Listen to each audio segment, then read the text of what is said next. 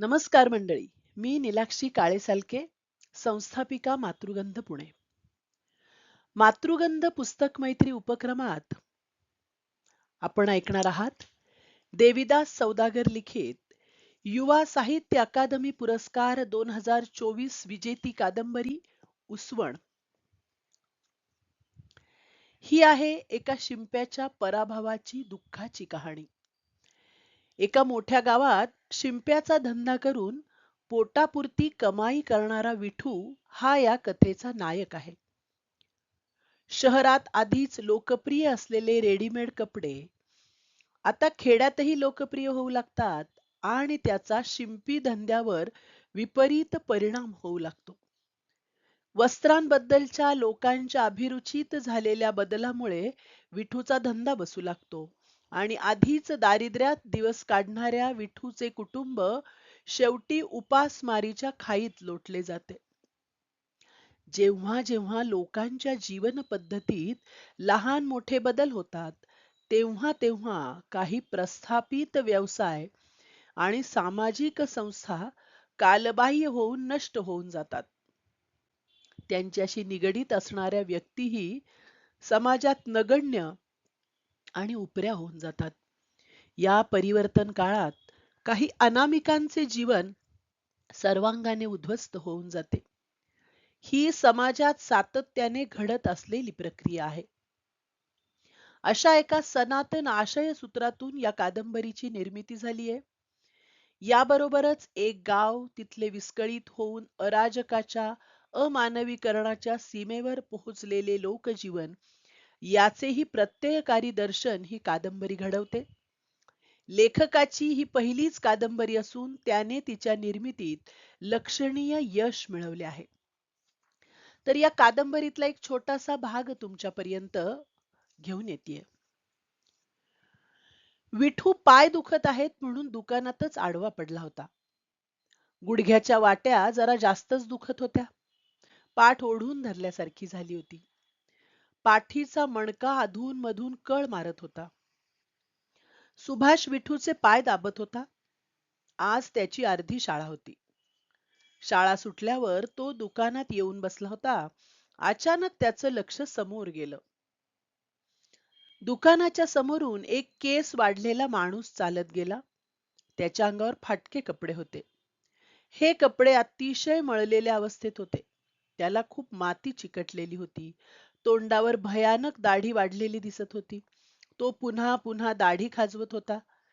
डोक्यावर वाढलेल्या केसाने त्याचे निम्मे तोंड झाकून गेले होते. पण तो काहीतरी बोलत होता. पण कुणालाच काही नीट कळत नव्हतं. तो म्हणत होता, अन्यायाची मांडणी करणारी सगळीच सामुग्री जाळून टाकली पाहिजे, उरलेल्या मजकुरावर राख उमटेपर्यंत. आपणच डोळ्यात तेल घालून पेटवली पाहिजे ही आग. आठवडे, महिने, वर्ष हे सगळं पुसून टाकलं पाहिजे. दिवस, एक दिवस म्हणून सरळसोट जगता आलं पाहिजे. रात्रीच्या उरावर बसलेले दिवस ओळखता आले पाहिजेत. बेवारस क्षणाच्या निर्मितीला चाप लावता आला पाहिजे. 12 राशींना गुन्हेगार ठरवून माझी रास कोणती? माझ्या वाट्याला हे दुःख का? तुझी माझी जर एकच रास असेल तर आपल्या बसण्या उठण्याच्या जागा इतक्या भिन्न का? असे प्रश्न विचारून आसूड ओढता आले पाहिजेत. डोक्यावर पाय देणारे लोक कोलता आले पाहिजेत. आपल्या जगण्या मरण्याचा त्यांना बोटभर फरक पडत नाही. एकलव्याच्या कापलेल्या अंगठ्याची जखम ताजी आहे. अजूनही संपला नाही अंगठे घेऊन अस्तित्वावर बोजा चढवण्याचा काळ.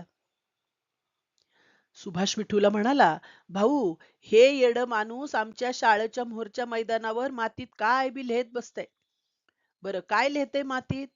ही असलंच काय बी बोलतय आणि लिहितय. किती दिस झालं? आता आठवडा झाला असेल बघा.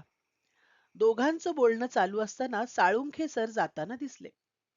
विठूने साळुंखे सरांना हाक दिली. ओ सर, बोला विठू मामा. साळुंखे सर बोलत बोलत दुकानात आले. सुभाष म्हणत होता, ही येड माणूस शाळेकडे बी येते. कसाय विठू मामा, ही येड लई शिकलेलं हाय. काय म्हणताव? खरं सांगालाव मी. इंग्लिश भाषेत बोलतय, हिंदी भाषेत बोलतय आणि कविता बी म्हणतय. मग येडं कसं झालं? शहाणी माणसं खरं तर येडीच असतात.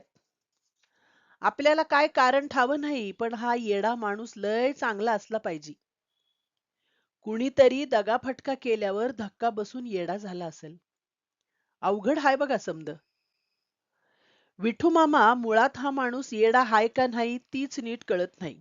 कसं काय? त्याचं ज्ञान बघून वो. आपल्याकडल्या भागातलंच हाय म्हणतेत लोक तर. काय खरं काय खोटं ठावं नाही. बरं एक काम करताव का मिठू मामा? बोला की. मी कापड देतो. तुम्ही त्याला मस्त शर्ट पॅन्ट शिवून द्या. तुमचे पैसे देतो काय होतील ते. वय देतो की शिवून. पण पैसे नको मास्तर. विठूने पैसे नको म्हणताच साळुंखे सर आश्चर्यचकित होऊन गेले आणि विठूकडे बघतच राहिले. थोडा वेळ गप बसून म्हणाले, विठू मामा, एवढ्या गरिबीतही कुठून येतंय हा तत्वशीलपणा? का मास्तर, ही साधी तर गोष्ट आहे. साधी नाही, ही लय मोठी गोष्ट आहे. साळुंखे सरांनी विठूला कापड घेऊन दिले. विठूने त्या वेड्याच्या अंगाकडे बघून मापाचा अंदाज घेतला आणि कपडे शिवून तयार केले. शिवलेल्या कपड्यांची पिशवी साळुंखे सरांना दिली. साळुंखे सरांनी तो वेडा माणूस शाळेच्या मैदानावर आल्यावर त्याला ती कपड्यांची पिशवी दिली. दुसऱ्या दिवशी त्या वेड्याच्या अंगावर नवे कपडे होते. विठूच्या मनाला ते बघून समाधान वाटलं. आपल्या हातून लहान का होईना पण काहीतरी चांगलं काम झालं असं त्याला वाटलं. काही दिवस गेले आणि एका दिवशी पेपरमध्ये बातमी आली की एका वेडसर माणसाचा अपघात की घातपात. क्षीरसागर तात्या पेपर वाचत बसले होते. ते विठूला म्हणाले, विठू, आपल्या गावात हिंडत होता त्या येड्याचा खून झालाय बघ. काय म्हणताव? मला कालच कळालं की. व्हय का? व्हय, ही बघ आजचा पेपर. लय वंगाळ बातमी हाय बघा. कोण मारला असल मोठा प्रश्न आहे बाबा. तुम्हाला का वाटतंय? लोक म्हणतेत की पैसे होते त्याच्या खिशात बक्कळ. मग काय त्या लोभानं केला कोणी खून? अवघड आहे की मग. कुणी म्हणतेत की चुकून गाडीच्या आडवं गेलं. खरं खोटं देवाला ठावं. तसं नसतंय विठू. पोलीस खरं खोटं हुडकत्यात. बोला की विठू मामा, साळुंखे सर म्हणाले. येड्याला कुणीतर जीवानिशी मारलं म्हणून कळालं. कपडे शिवल्यालं वो. अरे रे, लय वाईट झालं. तीच म्हणलो तुमच्या कानावर घालावं. ठीक आहे. विठू दुकानात येऊन बसला, पण त्याचं कशातच लक्ष नव्हतं. दुकानासमोर बसून चहा पिणारा येडा पुन्हा पुन्हा दिसू लागला. कधी हसलेला आठवू लागला. रघु त्याला रोज एक चहा द्यायचा.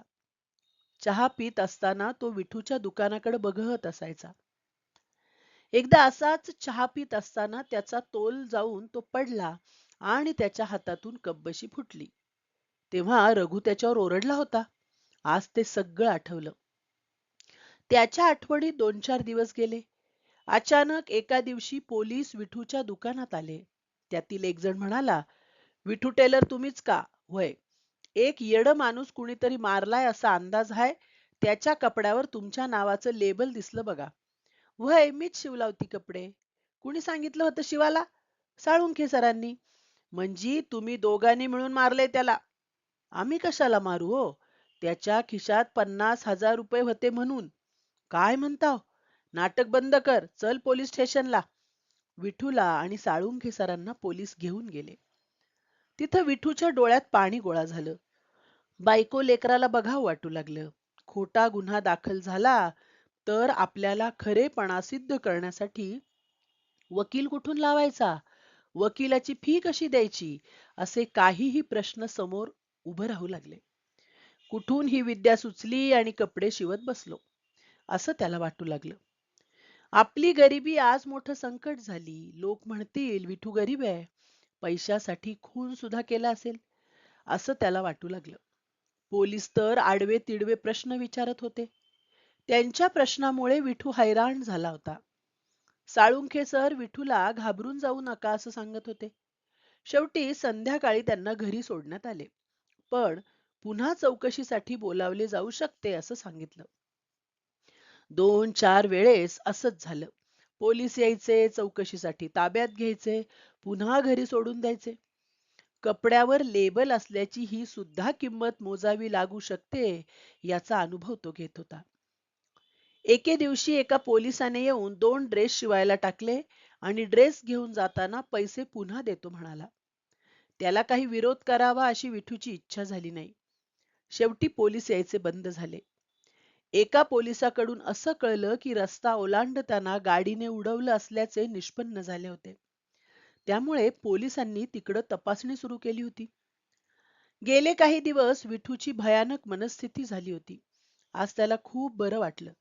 तो उठला आणि साळुंखे सरांना शाळेत जाऊन कडकडून मिठी मारत म्हणाला, शेवटाला सत्याचा विजय झाला. काय झालं नेमकं?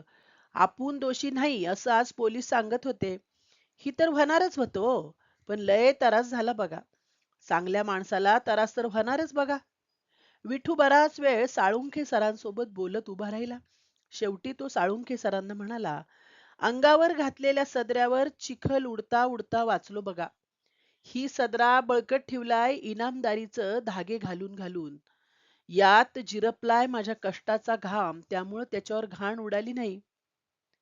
विठूचं हे काळजातून आलेलं बोलणं ऐकून साळुंखे सर भारावून गेले.